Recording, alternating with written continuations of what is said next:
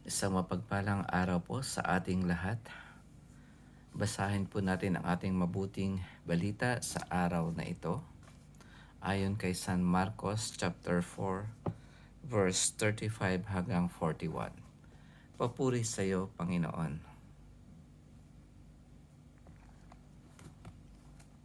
Kinagabihay sinabi ni Jesus sa mga alagad niya, "Tumawid tayo sa ibayo."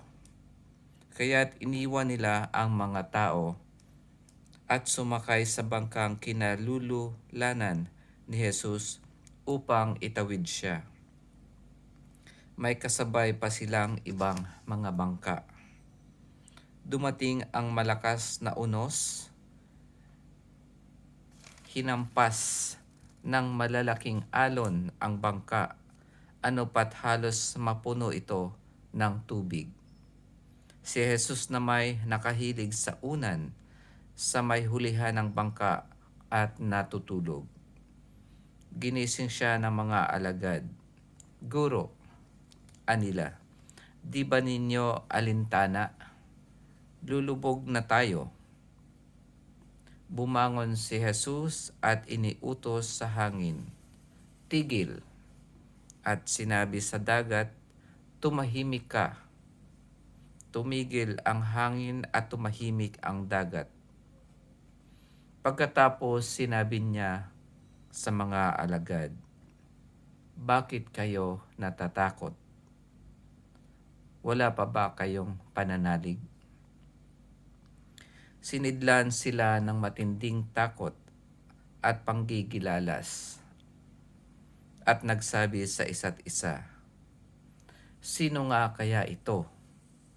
At sinusunod maging ng hangin at ng dagat. Ito ang mabuting balita ng ating Panginoon. Pinupuri ka namin, Panginoong Hesukristo. Dito sa ating nabasa po ngayon, sa araw na ito na mabuting balita, ipinapakita lamang ang pagiging perfect na Diyos at perfect na pagkatao ng ating Panginoong Jesus. Dahil ayon sa lumang tipan, ang pwede lamang makapag-control sa kalikasan ay ang Diyos. At dito ay sinidlan ng matinding takot ang kanyang mga alagad. At minsan ito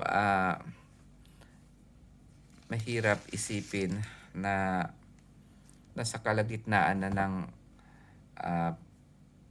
parang bagyo na ang nangyayari, ay ang ating Panginoon ay mahimbing pa rin na natutulog at hindi niya alintana ang pangyayari. Dito makikita natin ang talagang pagiging tao niya na dahil sa pagod ay nakatulog siya ng mahimbing. At yan ay maiisip natin minsan sa ating mundo na niisip natin na bakit nangyayari yung mga digmaan dito sa ating mundo at para bang hindi tayo pinapansin ng Diyos, para bang natutulog lang ang Diyos sa gitna ng mga digmaan o kaya mga malawakang problema ng ating mundo. Pero dito sabi ng Panginoon, wala pa ba kayong pananalig? Sinabi niya sa kanyang mga alagad.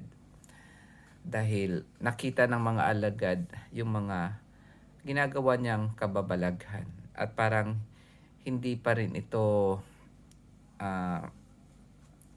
pumapasok sa kanilang kaisipan kung na ang ating Panginoon ay kayang gumawa ng kababalaghan ng higit pa doon sa mga nakikita nila.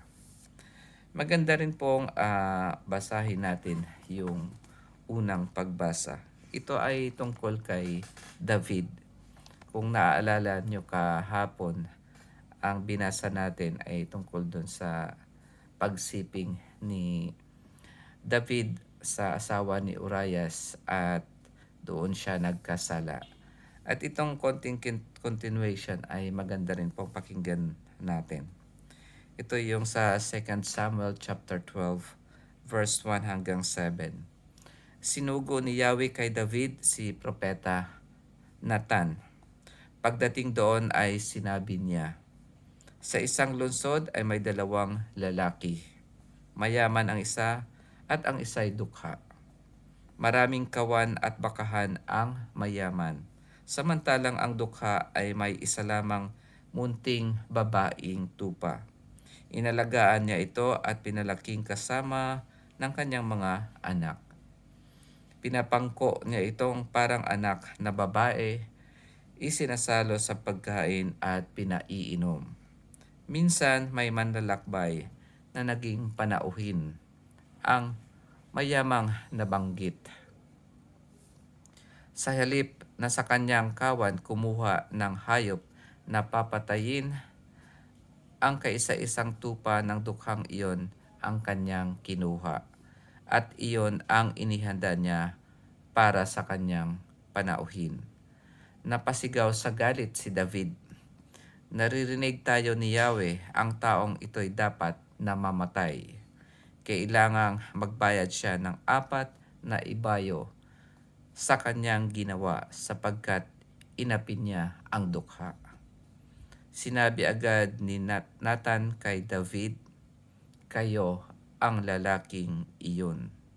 Ito ang sinabi sa inyo ni Yahweh ng Diyos ng Israel. Itinalaga kitang hari sa Israel.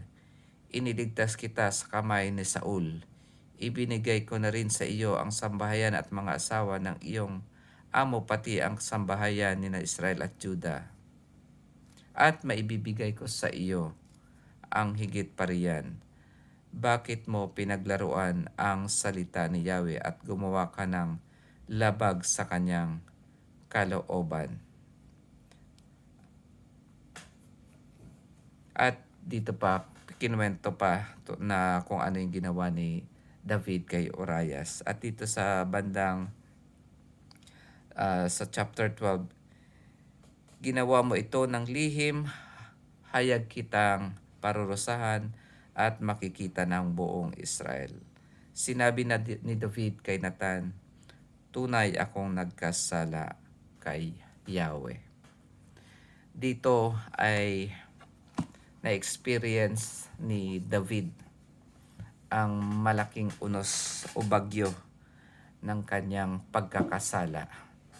Kasi sinabi sa kanya ni propeta Nathan sa pamamagitan ng kwento. At si David mismo ang humusga doon sa mayaman na kumuha nung nag-iisang pinakamamahal na tupa ng mahirap. So pero sinabi ito ni propeta Nathan na siya yung lalaking kumuha ng tupa na iyon. Kaya doon na experience ni Haring David ang kasalanan na nagawa niya. Doon niya napagtanto kung gaano kabigat ang kanyang ginawa. At siguro kung ibang hari ang nakapakinig nun ay pinatay na si propeta Nathan. Pero ito yung kagandahan kay Haring David. Siya yung sinasabi na he has the heart next to God. Meron siyang puso na katulad ng ating Diyos. Kaya ang sinabi niya, ako ay nagkasala. Patawarin nawa ako ng Diyos. At dito, kung ano man yung unos ng ating buhay, kung ito ay problema man, o kung ito ay malaking pagkakasala, nandito ang ating Diyos. Natutulog man siya sa tingin natin, pero siya ay makapangyarihan. At kung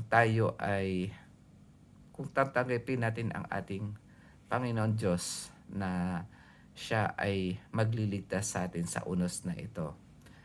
lumapit tayo sa Kanya at humingi ng kapatawaran sa ating mga kasalanan. At tayo ay magiging katulad ng Panginoong Jesus na sa gitna ng unos, sa gitna ng problema, tayo ay makakatulog ng mahimbing. Dahil alam natin na ang Diyos ang siyang tutulong sa atin. Yun lamang po mga kapatid.